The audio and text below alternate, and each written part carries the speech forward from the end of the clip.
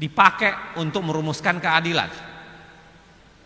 Ada keadilan yang didekati secara ekuitas, ada keadilan yang didekati secara equality.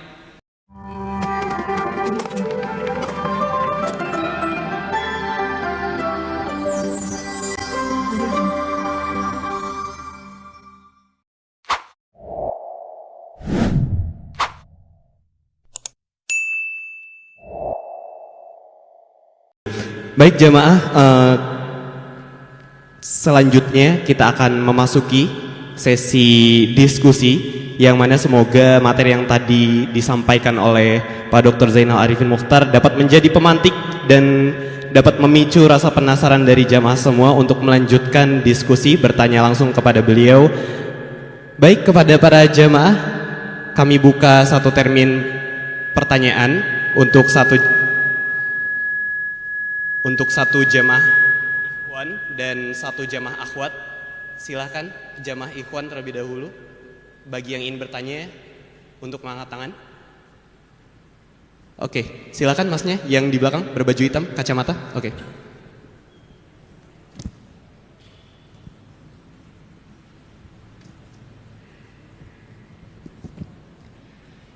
Baik, assalamualaikum warahmatullahi wabarakatuh. Selamat sore semuanya. Selamat sore Pak Muhtar. Saya ingin bertanya, bagaimana mewujudkan Indonesia yang diharapkan oleh kita semua dengan mengacu pada hukum, aliran hukum mana yang harus kita implementasikan? Aliran hukum alamkah? Aliran hukum positivismekah? Itu pertanyaan yang pertama. Yang kedua, saya minta tips agar saya sebagai mahasiswa yang masih muda, bagaimana optimis masih tinggal di Indonesia gitu. Dengannya mungkin melihat kegaduhan Indonesia sekarang, saya rasa tingkat kebetahan anak-anak Indonesia yang dia melihat problem politik di Indonesia, mereka menurut saya kebetahan di Indonesia merasa terganggu ya. Tapi gak tahu ya, kawan-kawan mahasiswa yang tidak begitu peduli kepada kegaduhan politiknya mungkin ya fair-fair aja gitu. Jadi saya minta tips bagaimana untuk meningkatkan meningkatkan optimis saya untuk tetap cinta kepada Indonesia dengan segala problematik politik di Indonesia. Baik, itu saja mungkin satu pertanyaan dan satu saran dari Bapak. Assalamualaikum warahmatullahi wabarakatuh.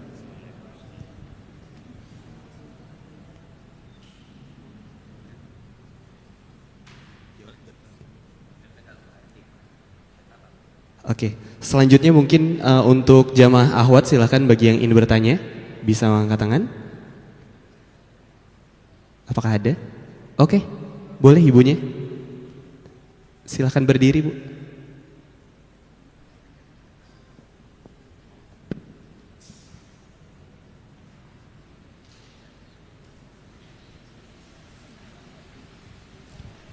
Bismillahirrahmanirrahim. Assalamualaikum warahmatullahi wabarakatuh. Dr. Zainal Mokhtar.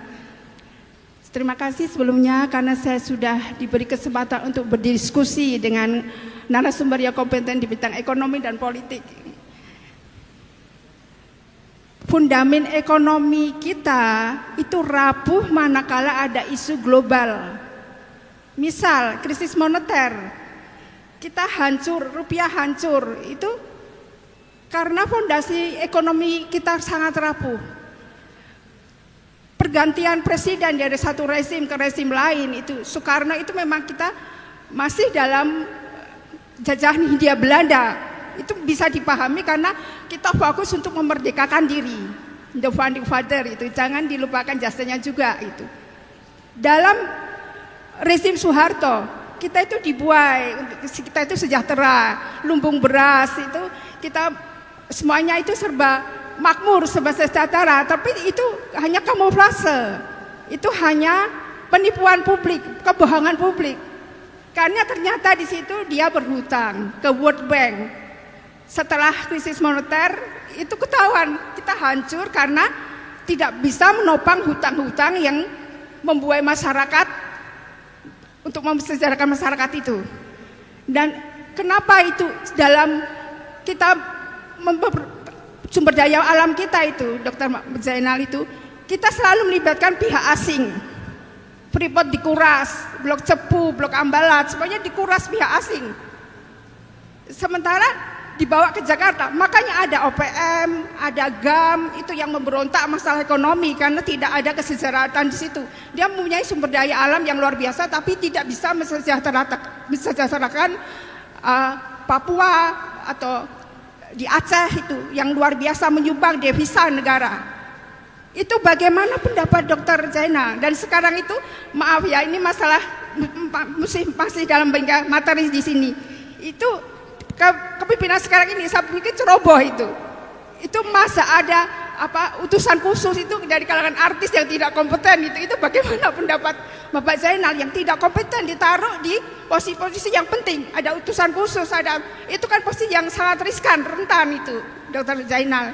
Itu masa sembrono memasukkan bawahannya itu yang artis yang tapi tidak ada yang profesor yang yang bersekolah sampai berdarah-darah itu tidak terpilih itu bagaimana dalam sisi politik sekarang ini sembrono atau itu balas budi politik atau saya nggak tahu.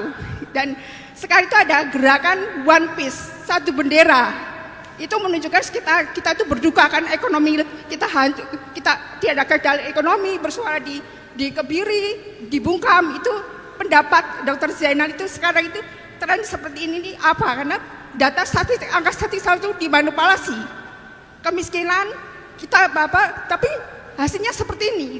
Tetap kita itu dicap sama World Bank sama negara-negara itu kita tetap negara miskin walaupun 80 tahun sudah merdeka itu. Begitu saja Dr. Zainal penjelasannya yang luar biasa, nanti bisa menjadi bahan perenungan itu. Terima kasih. Assalamualaikum warahmatullahi wabarakatuh. Nama saya Dewi Re, asal Yogyakarta. Terima kasih. Nyun sewu Bu, jenengan asmanipun sinten Bu? Sinten? Dewi Rai asal Yogyakarta. Bu Dewi. Dewi. Nggih. Iya. Nuwun Bu. Iya. Tapi bukan orang akademisi Pak. Cuma orang biasa tapi ingin cerdas-cerdas-cerdasnya melalui kajian yang luar biasa ini. Makasih Bu. Pertama begini, pertanyaannya soal aliran hukum apa sebenarnya yang bisa bicara soal kesejahteraan. Pada dasarnya aliran hukum itu banyak bicara soal keadilan. Semua aliran hukum dari awal itu persoalan, kalau kita mau sederhanakan ya, perdebatan-perdebatan di aliran hukum itu, pertama itu pembicaraan mereka soal apa yang dimaksud dengan adil itu. Pasti bicaranya begitu. Jadi perdebatan-perdebatan awal. Yang kedua, perdebatannya itu soal bagaimana keadilan itu dikasihin. Apakah secara distributif atau komutatif, kan beda-beda tuh ya. Nah yang ketiga mulai bertanya soal bagaimana membentuk aturan untuk membaginya. Bagaimana mekanisme membaginya. Yang berikutnya lagi bicara soal wajar nggak sih dibagi dengan cara itu, adil nggak sih, yang gitu-gitu tuh. Jadi pembicaraan soal keadilan itu pembicaraan yang long lasting, memang dari dulu sampai sekarang. Cuman bentuk-bentuknya saja yang berubah-ubah atau beda-beda. Tapi pembicaraannya sama. Begitu juga soal teori hukum. Teori hukum itu hampir semua bicara soal keadilan juga, sama. Mau keadilan alam, teori hukum alam sama bicara soal keadilan. Cuman dia menerjemahkan keadilan itu dalam konteks rasional atau sesuatu yang bersifat di luar diri manusia. Ya, dari alam. Atau kadang-kadang bisa bersifat wahyu. Kalau hukum positivisme dia membayangkan keadilan itu harus disamakan dengan standar yang sama. Makanya negara disuruh buat aturan. Ada lagi aliran yang melihatnya enggak dong, jangan lihat dari situnya, lihat lebih dikritis. Adil nggak sih dengan konsep pembagiannya, tata caranya? Nah, kalau mau ditanyakan apakah aliran hukum bisa mewujudkan keadilan, saya kira hampir semuanya sama. Cuma bagaimana menghadapi problemnya, jangan pakai single perspektif. Ada hal yang kadang-kadang harus didekati dengan perspektif yang lebih bersifat alamiah. Ada hal yang tidak mungkin didekati dengan cara positivistik. Saya kasih contoh sederhana, misalnya begini. Kalau kita bicara soal keadaan, kan ada dua istilah yang sering dipakai dalam konteks keadilan itu. Ada namanya equality, ada namanya equity. Equality itu apa bahasa Indonesianya yang pas ya? Equality itu ya equal, sama. Equity itu juga sama, tapi samanya itu berbasis pada kebutuhannya. Equality, semua orang di ruangan ini harus dikasih 10.000 rupiah misalnya. Equity mengatakan tidak. Semua orang di ruangan ini, ada yang kaya, ada yang miskin, ada yang kaya miskin barangkali tidak pas.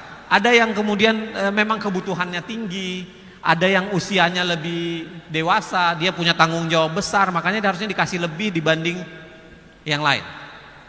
Paham nggak? Equity dan equality itu pendekatan yang dipakai untuk merumuskan keadilan. Ada keadilan yang didekati secara ekuitas, ada keadilan yang didekati secara equality. Dan beda hasilnya. Nah, maksud saya adalah pendekatan, jadi gini, jangan pernah menggunakan satu pendekatan untuk menyelesaikan semua hal. Nggak bisa. Ada pendekatan yang rasanya, oh ini standarisasinya nggak ada, oh berarti harusnya positivistik dong. Harus ada aturan yang dibuat secara standar, semua orang diperlakukan sama. Nah, tetapi ketika diperlakukan sama, oh jangan benar-benar sama, jangan-jangan ada kondisi dan keadaan yang harus diperlakukan secara berbeda. Teori keadilannya Rawls kan, bicara soal equity, ada yang equality, ada yang equity. Ada lagi yang mengatakan, oh enggak, di tengah ketimpangan struktural macam ini, maka keadilan yang harus diperjuangkan juga berbeda. Keadilan yang lebih bersifat kebutuhan publik. Kan gitu-gitu. Jadi saya ingin bilang begini, hampir semua aliran hukum pasti bicara keadilan. Di ujungnya bisa jadi memperjuangkan kesejahteraan. Tapi jangan pernah menggunakan pendekatan yang tunggal. Seakan-akan satu cara itu fits for all size.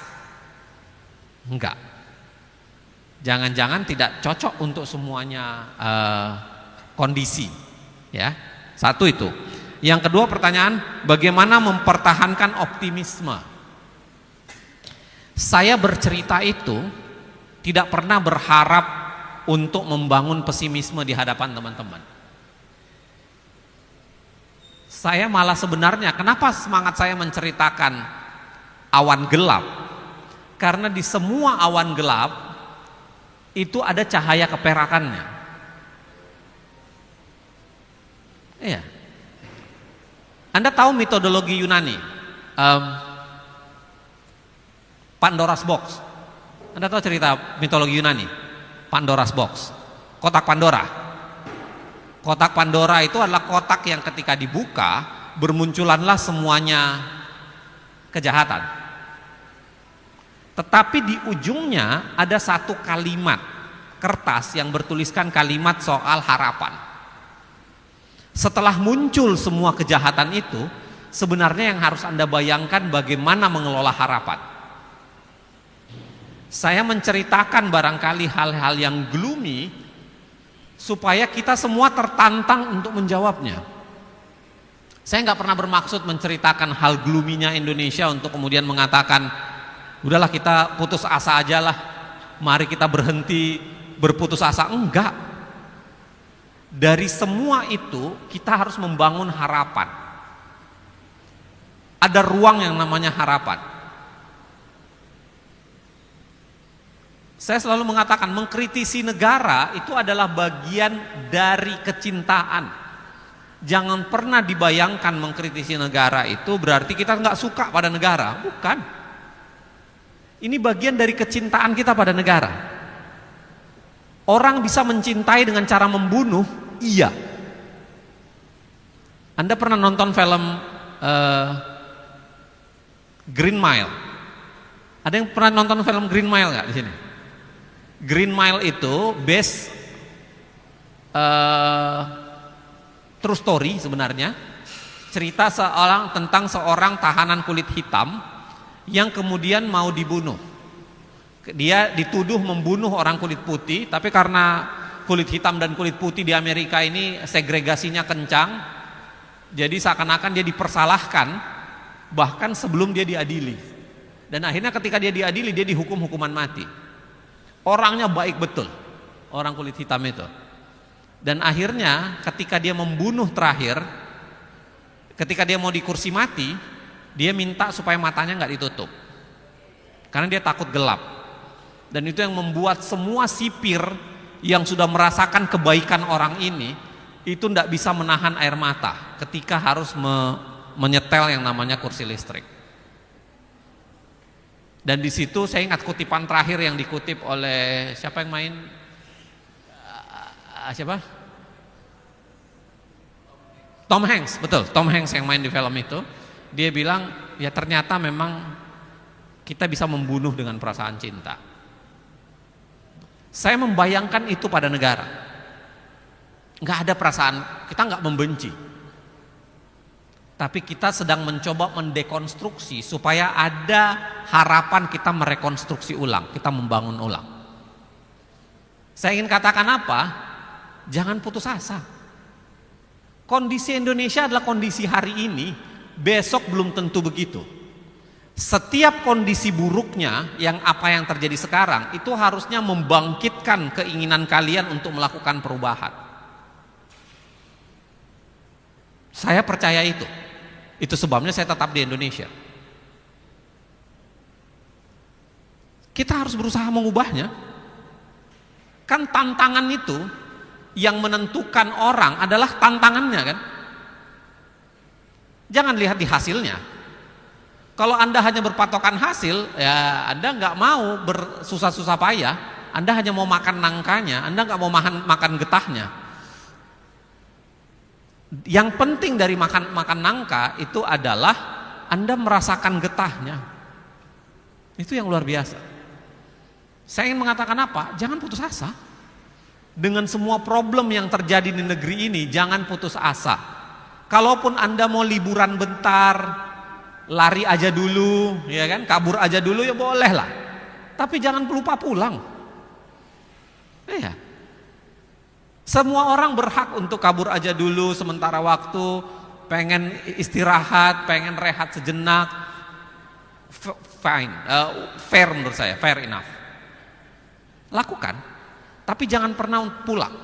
Kenapa? Karena harapan itu nggak pernah musnah. Orang hidup karena harapan. Maka membangkitkan harapan itu, ya, itu harusnya kuat. Itu sebabnya harapan itu biasanya dikonversi menjadi kerja kan. Kutipannya Khalil Gibran yang sangat terkenal itu, cinta adalah kerja yang mengejawantah. Kan itu. Siapa yang tidak sanggup bekerja untuk cinta, maka dia hanya bisa berdiri di depan pintu kuil candi dan berharap cinta dari orang yang bekerja dari cinta. Harusnya Anda memulai itu, mengatakan tantangan itulah yang membuat Anda harus kreatif, Anda harus bertarung mati-matian. Kita, saya menggunakan kata kita, bukan cuma Anda, kita semua. Oke? Saya berharap itu. Makanya saya tidak pernah berharap menceritakan gloomy-nya Indonesia itu membuat Anda patah semangat, lalu kemudian hilang harapan, enggak. malah membakar jiwa-jiwa Anda untuk melakukan perlawanan dan perbaikan. Karena saya yakin kita dinilai itu adalah proses, bukan hasil. Nah, yang terakhir pertanyaan dari Ibu Dewi, mohon maaf saya bukan ahlinya, tapi memang peran internasional itu ada, nggak bisa dipungkiri. Ada film bagus Bu, kalau Ibu mau searching, kayaknya di Google ada versi free-nya, judulnya The New Rules of the World. Yang sutradaranya itu namanya John Pilger. Anda searching aja Google. Ada searching YouTube. Film itu sebenarnya menceritakan secara baik bagaimana Indonesia itu mencoba dirampas oleh negara-negara penjajahan, negara-negara penjajah yang menjajahnya itu nggak mau lagi dengan fisik, tapi dengan non fisik, neo imperialisme yang dibahasakan oleh Soekarno secara luar biasa. Tolak neo-imperialisme dan neokolonialisme. Inggris kita linggis, Amerika kita setrika. Kan itu bahasanya Soekarno yang dipidatokan tahun 60. Begitu Soekarno jatuh, semua keran-keran asing yang dulu dilawan oleh Soekarno itu memang dibuka oleh Soeharto. Itu sebabnya undang-undang pertama yang keluar pasca jatuhnya Soeharto itu adalah undang-undang penanaman modal asing. Nah, nontonlah film itu, John Pilger. Kita tidak bisa menafikan bahwa peran internasional itu ada. Tapi jangan lupa, peran internasional itu biasanya berkaitan dengan aktor lokal. Aktor lokal. Yang terjadi di zaman Soekarno, bagaimana Soekarno bertahan habis-habisan sehingga menjadi alasan untuk menyingkirkan Soekarno kan. Anda bisa nonton, Anda bisa baca di Vincent Bevins Jakarta Method. Saya ngomong begini Anda searching ya, Anda buka bukunya. Kayaknya udah diterjemahin deh oleh Gramedia, Metode Jakarta. Bagaimana operasi yang dilakukan oleh CIA, dilakukan oleh Amerika untuk menguasai Indonesia melalui model Jakarta Method istilahnya. Itu dipakai sama dengan di Brazil. Ditulis oleh Vincent Bevins. Nah, saya mau bilang bahwa faktor itu ada, tapi jangan lupa mulusnya faktor luar ini itu biasanya karena ada faktor lokal yang bekerja sama. Selalu begitu. Itu sebabnya kalau Anda baca mengapa negara gagal, seringkali salah satu alasan negara gagal itu karena negaranya tidak menjadi pembangun sistem, tetapi menjadi pemburu rente. Dia ikut main dalam bisnis-bisnis ekstraktif itu. Anda searching aja. Kemarin seingat saya Tempo mengeluarkan data soal berapa jumlah pengusaha ekstraksi batu bara, timah, sumber daya alam itu yang ikut tergabung di dalam kabinet kita sekarang. Dan anggota DPR sekarang. Yang saya mau bilang Bu, saya akui itu iya ada, tapi seringkali dia berkaitan dengan aktor lokal.